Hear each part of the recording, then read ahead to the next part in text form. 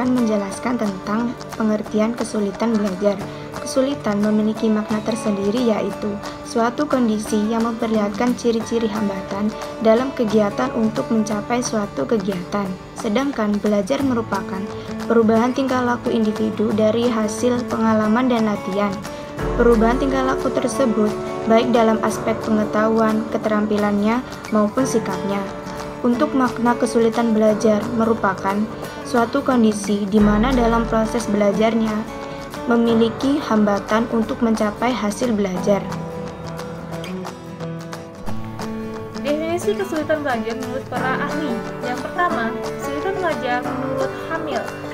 Di sini, menurut dia, kesulitan belajar adalah menuju pada sekelompok kesulitan yang memanifestasikan dalam bentuk kesulitan yang nyata dalam kemahiran dan penggunaan kemampuan seperti mendengar, mencakup, membaca, menulis, menalar, atau kemampuan dalam bidang studi tertentu. Yang kedua, kesulitan belajar menurut Wolkitri. Di sini dia menyatakan bahwa kesulitan belajar merupakan adanya suatu jarak antara prestasi akademik yang diharapkan dengan prestasi akademik yang diperoleh. Yang ketiga, menurut Siti Mardianti, di sini dia menganggap kesulitan belajar itu sebagai suatu kondisi dalam proses belajar yang ditanda oleh adanya hambatan tertentu untuk mencapai hasil belajar. Jadi, dari pengertian menurut para ahli di atas, dapat disimpulkan bahwa setiap individu itu memang tidak ada yang sama. Jadi, perbedaan individual ini yang menyebabkan perbedaan tingkah laku belajar di kalangan anak didik. Dalam keadaan di mana anak didik atau siswa tidak dapat belajar sebagaimana mestinya.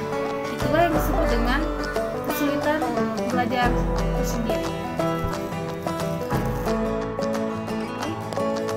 Klasifikasi kesulitan belajar dibedakan menjadi 3, yaitu learning disability, unreceived, dan juga slow learning. Nah, yang learning disability dibedakan menjadi disleksia, yakni ketidakmampuan belajar membaca, disgrafia, yakni ketidakmampuan belajar menulis, dan yang terakhir diskalkulia, yakni ketidakmampuan belajar matematika.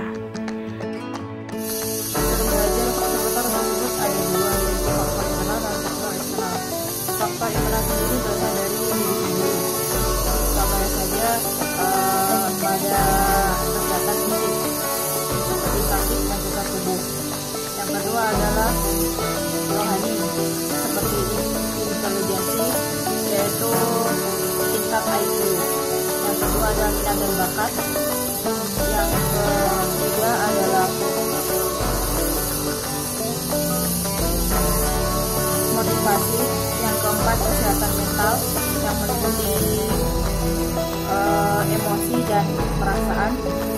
Yang kelima ada tipe-tipe belajar yang bersifat visual, audiovisual, dan audio saja. Faktor keluarga meliputi cara mendidik anak dari orang tua. Yang kedua adalah suasana dari keluarga tersebut.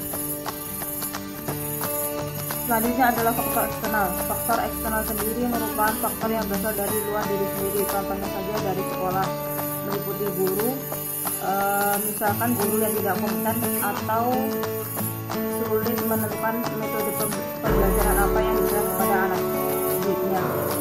Yang kedua adalah kondisi gedung yang kotor, gedung yang dekat dengan tempat keramaian itu akan menghambat proses belajar dari sang anak. Yang kedua adalah media massa dan lingkungan masyarakat. Media massa meliputi HP, majalah, komik, novel, dan lain-lain. Itu akan menghambat proses belajar anak karena bisa menyebabkan anak tersebut lalai dalam belajarnya sehingga melupakan belajar tersebut. Yang kedua adalah lingkungan sosial. Bukan saja teman bergaul jika anak tersebut salah memilih teman bergaul seperti teman yang pemalas, yang bodoh, sehingga tersebut akan membawa anak tersebut menjadi begitu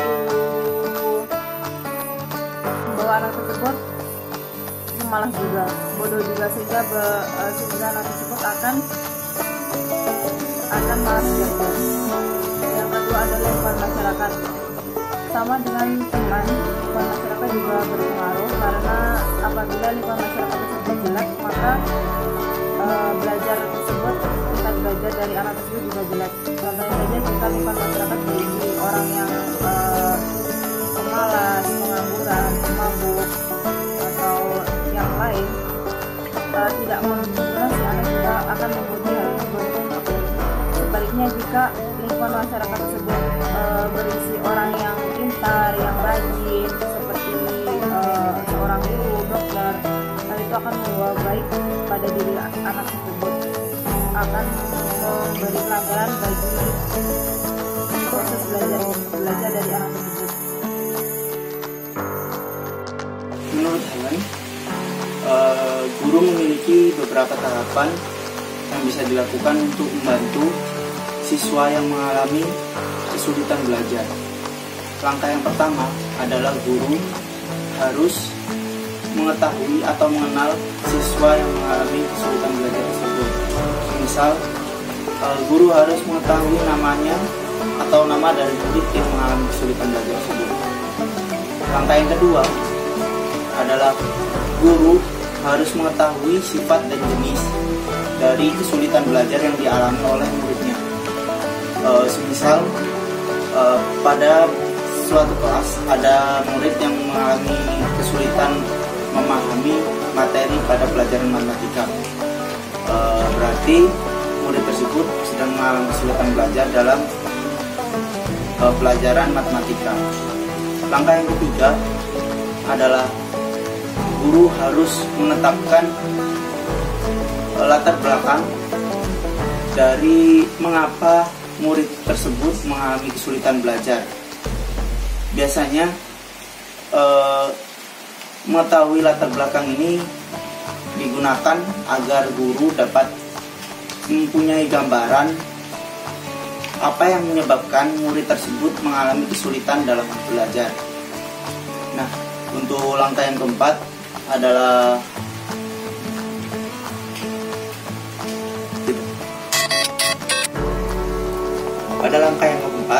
adalah guru harus menetapkan usaha-usaha bantuan.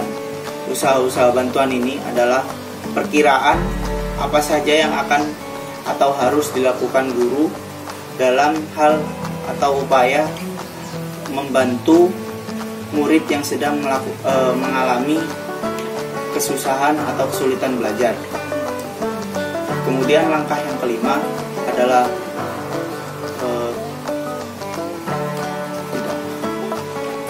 pada langkah yang kelima, yaitu pelaksanaan bantuan. Pelaksanaan ini merupakan pelaksanaan dari langkah nomor 4 yang tadi. Jadi, pada pelaksanaan bantuan ini, guru melakukan usaha-usaha bantuan untuk membantu siswa dalam kesulitan belajar yang dialaminya, dengan menggunakan penilaian dan juga dengan secara berturut-turut untuk membantu siswa yang mengalami kesulitan. Langkah yang keenam atau langkah yang terakhir ada tindakan lanjutan. Tindakan ini merupakan tindakan yang bersifat agar kita dapat mengetahui seberapa jauh efektifnya tindakan bantuan yang telah dilakukan untuk siswa, sehingga kita dapat mengetahui seberapa efektif bantuan dari guru untuk siswa yang mengalami kesulitan belajar tersebut.